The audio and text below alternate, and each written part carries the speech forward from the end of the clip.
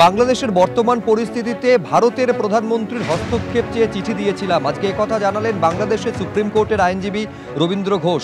এই চিঠি পাওয়ার পরে কোনো উত্তর দেননি প্রধানমন্ত্রী, এই অভিযোগ করেছেন কুণাল ঘোষ। আপনারা জানেন যে রবীন্দ্র ঘোষের সঙ্গে আজকে তৃণমূল নেতা কুণাল ঘোষ সাক্ষাৎ করেন এবং সাক্ষাতের পর সাংবাদিকদের মুখোমুখি হয়ে এই কথা বলেছেন কুণাল ঘোষ। প্রধানমন্ত্রীকে আমরা চিঠি দিয়েছিলাম, এটা তো আপনারা জানেন, atrocity on the minorities in Bangladesh, এটার উপরে। এবং চিঠির রিপ্লাই এখনো পায়নি, তবে দে আর থিঙ্কিং, তারা চিন্তা করছে যে অন্ততপক্ষে protection of the minorities is necessity, এটা প্রয়োজন আছে, সেই জন্য উনি চেষ্টা করবেন। আমাদের বিজেপি, তারপরে কংগ্রেস, সিপিএম, সবার সঙ্গে আমাদের কথা হবে।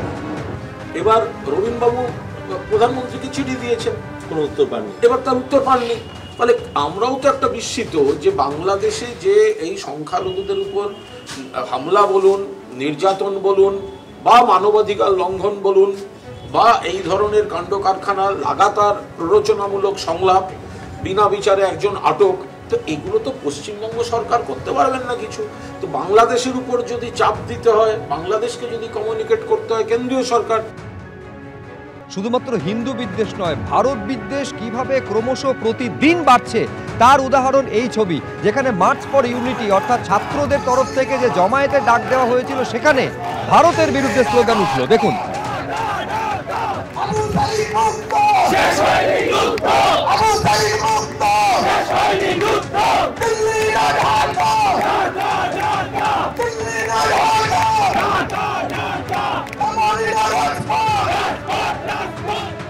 ওনারা তো সবসময় এই সমস্ত ডাকগুলো দেয়, দিল্লি দখল করবে, কলকাতা দখল করবে, ওইটা করবে, সেটা করবে, কত কথা বলেছে, কিন্তু করা এত সহজ না। নতুন বাংলাদেশ যদি করার ডাক দেয়, কনস্টিটিউশন কোথায়? কনস্টিটিউশন এখন আছে, এখন তো অ্যাব্রোগেট হয়নি এই কনস্টিটিউশন। এই কনস্টিটিউশন থাকাকালীন সময়ে ওনারা তো কিছুই করতে পারেন না। আর নতুন গভর্নমেন্ট, এটা তো নতুন গভর্নমেন্ট না, আমি মনে করি it is not elected government, এটা একটা ইন্টারিম গভর্নমেন্ট। আর ইন্টারিম গভর্নমেন্ট এটা করতে পারে না as per law, there is no law. দিনের পর দিন বিনা বিচারে চট্টগ্রাম জেলে বন্দী হয়ে রয়েছেন ইসকনের সন্ন্যাসী চিন্ময় কৃষ্ণ দাস।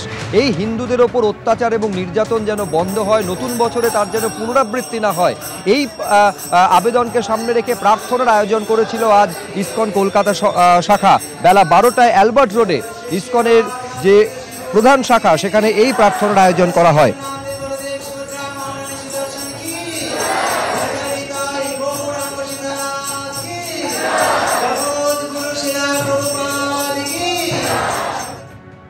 যে ওখানের যে সনাতনী জোট আছে বাংলাদেশে, ওরা জানিয়েছে কি চিন্ময় কৃষ্ণ বাবুর শরীর খারাপ, ওনাকে হসপিটালেও নিয়ে যাওয়া হয়।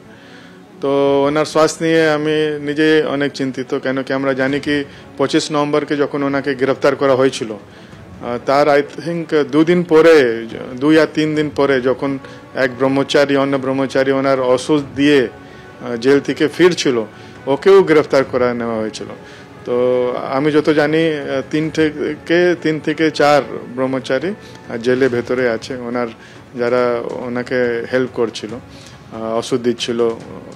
তো এটা খুব কি বলবো, আমার কাছে কিছু ওয়ার্ড নেই। এটা চিন্তা হচ্ছে কি জেলে উনি কিরকম ওষুধ পাচ্ছেন কি পাচ্ছেন না, কেন কি যারা নিয়ে যাচ্ছিল ওদেরকেও আটক করা হয়েছে। আমরা এটাও জানি না কি কি অপরাধে ওদেরকে গ্রেফতার করা হয়েছে। তো এটাই আশা করি কি বাংলাদেশ গভর্নমেন্ট একটা মেডিকেল বুলেটিন জারি করবে কি ওনার স্থিতি কিরকম আছে, কেন কি অনেক লোক ওটা চিন্তা, ওনার স্বাস্থ্য নিয়ে চিন্তা করছে।